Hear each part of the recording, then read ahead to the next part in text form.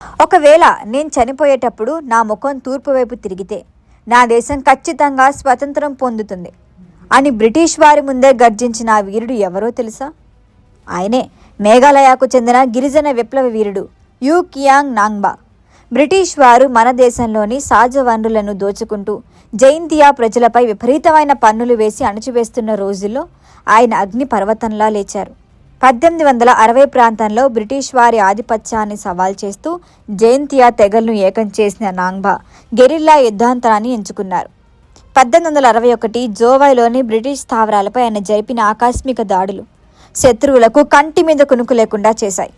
యుద్ధంలో ఆయన ఎదుర్కోలేకపోయిన బ్రిటిష్ అధికారి రిచర్డ్ హోటన్ చివరకు ప్రజల ఆహార వనరులు నాశనం చేసే కుట్ర పన్నారు. దురదృష్టవశాత్తు స్వంత మనుషుల ద్రోహం వల్ల నాంగ్బా బ్రిటిష్ వారికి చిక్కారు. 1862 డిసెంబర్ 30న ఆయన్ని బహిరంగంగా ఉరితీశారు. కానీ అద్భుతం ఏంటంటే ఆయన ప్రాణం పోయే సమయంలో ఆయన ముఖం తూర్పు వైపుకు తిరిగింది. అది చూసిన ప్రజల్లో స్వేచ్ఛాకాంక్ష రగిలిపోయింది. ఆ రోజు ఆయన చెప్పిన ప్రవచనం నిజమైంది. భారతావని స్వేచ్ఛా వాయువులు పీల్చుకుంది.